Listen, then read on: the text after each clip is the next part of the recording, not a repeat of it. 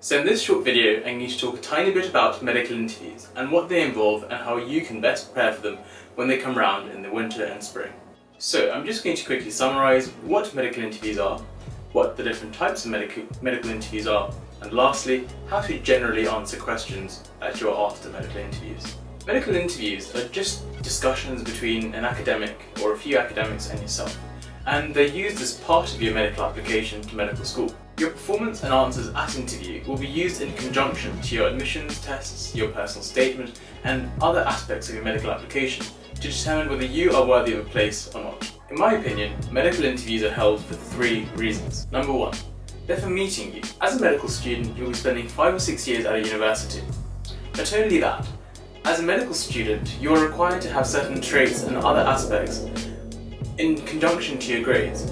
And so at interviews, admission tutors can judge to what extent you are suitable for a medical career and a medical degree. Number 2, medical interviews are for seeing how you think. Now, what's important to remember is that at interviews, they don't want to just know how much you know already. They want to see you and how you tackle new problems and how you apply your existing knowledge to these new problems. So, what's really important is that you work on the way you think about problems, rather than just memorising and rote learning a lot of stuff. So through interviews, admissions tutors are able to get a clear insight into your thought process and how you apply existing knowledge to completely new scenarios. So you should remember that as a medical professional in the future, you won't always know what you come across in a clinical scenario. Therefore, it's really important that you have the ability to work out things from first principles.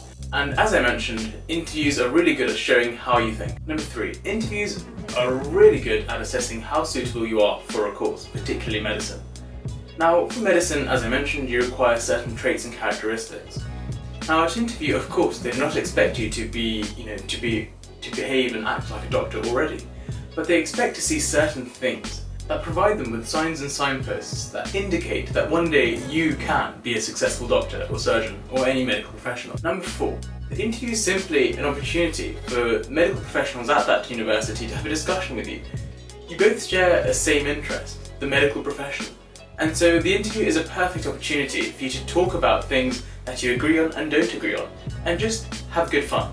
Medical interviews are structured differently depending on which school you're being interviewed at. Sometimes you may have one really long interview, or sometimes you may have a few shorter interviews lasting 20-30 minutes. Or even you may have MMI interviews, which may last a few minutes and you have many different stations. So the main different types of interviews that I can think of are one-to-one interviews, panel interviews, and MMI interviews. One-to-one interviews are when you are in a room with another interviewer and you spend quite a while discussing certain topics. A panel interview is where you've got 2 or more interviewers with one interviewee. And MMI is where you have one interviewer and one interviewee in each sort of section, and you keep cycling around 3 different stations. There's actually one more that I didn't mention before, and that's a group interview. Now these are less common amongst medical schools, but they still provide some sort of indication to medical schools about how suitable you are and how motivated you are to study medicine. So what you need to remember is that the medical interview forms part of the medical application, and so if you do really well, that's really good. But if you do find an interview really tough, it's not the end of the world, right? There are other parts of your application which may kind of counterbalance your not so good performance at interview. So what's really important is that at interview you give it your best shot. If it goes badly, what can you do? Just try and do better at the next one. So now I'm going to quickly talk about the types of interviews just to make it really clear. So in the United Kingdom, the main types of interviews are traditional interviews, panel interviews, and MMI interviews. So MMI interviews are quite new and they've been out for the last few years and they're becoming increasingly common. So traditional panel interviews involve having a few medical professionals, whether that's an admissions tutor, whether it's having a doctor, a surgeon, even a medical student, and sometimes there is a timekeeper as well in the room, who doesn't really ask many questions. But that's what a panel interview, and you are usually the only interview in the room and they all ask you questions in different turns. Now, when approaching these interviews, of course I'll make another video about this type of interview, but it's really important that you address every single person in the room when you're talking. Try to avoid just leaving people out when you're talking. Imagine you're talking to a group of people. Of course, the person who asked you is the person you're going to answer the question predominantly to, but it's still really important to keep them engaged. Now, in MMI interviews, you have different stations, and as I mentioned, I'll make another video on MMI interviews soon. But generally, you have different stations, and on these different stations, you'll be assessed for different characteristics and different skills. Now, it is really important to remember that between these MMI interviews, usually, the interviewers give you a grade, and usually these grades are individual and they're not discussed. So, at the end of the MMI interview, you get a total score. Well, this was what it was like at King's anyway.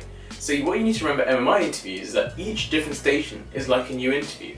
So even if you did really badly, or you think you did really badly at the last one, just go in with a fresh smile and, a burst of enthusiasm, and who knows, you might do really well in that next station. So the last section of this interview is about how you should generally go about answering questions. Now, from my experience, there are many things that people overlook when answering medical interview questions. So there are 3 points I have that you should always remember when answering questions. Of course, as for most things, I will be making a more detailed video later on, but for this video, the 3 main points are: number 1, understand the question; number 2, beware of the length of your answers; and number 3, your experiences. So let's go through these very quickly. So firstly, it's really important that you understand the question and that you find the key words in the question that the interviewer is giving you or asking you. And then, using those keywords, you need to ensure that you answer the question directly. From what I've kind of learned, having been at medical school for 1 year and having talked to a few medical professionals, the thing that medical interviewers hate is when students don't answer the question and they kind of ramble on about, ramble on a tangent. So it's important that the first thing you do is answer the question. So the first thing that you should do is think about the question that you have been asked. Take a quick pause. If you haven't understood the question, by all means say, "Please may I hear the question," or "Please may you repeat the question," as sometimes you may not actually understand the interviewer, and the interviewers are more than happy to repeat that question. Just make sure you don't ask them 5 or 6 times. So after you've understood the question, take a quick pause and think about the question. And in your mind, think of 3 key points. In my opinion, it's always good to structure your answers into 2 or 3 points. So when you're answering the question, you keep those points in mind and you tick them off as you say them. When you have that sort of approach, you prevent yourself from rambling and going off on a tangent, and you keep your answers nice and concise and to the point. As you would do in essays, if you use the key words interspersed throughout the answer, it will kind of make it seem that you're already answering the question to the point. It's hard to kind of describe what I mean, but let's say you're really unsure about what the question involves. So instead of just talking about something completely random or staying silent, just try and come up with an answer and try and include those words that they've kind of used in that question, link in a few of your experiences and come up with an answer. And fingers crossed that the next question won't be as tough and will be easy to answer. Now the second main point is the length of your answers. So you should ensure that your answers aren't too long, but also that they're long enough to have discussed all the important points that you have. So as I just mentioned, you want to have 2 or 3 points. And if you have these 2 or 3 points, you'll have a strong foundation from which you can quickly state a point and expand on it a tiny bit. State a point, expand on it. State a point, expand on it.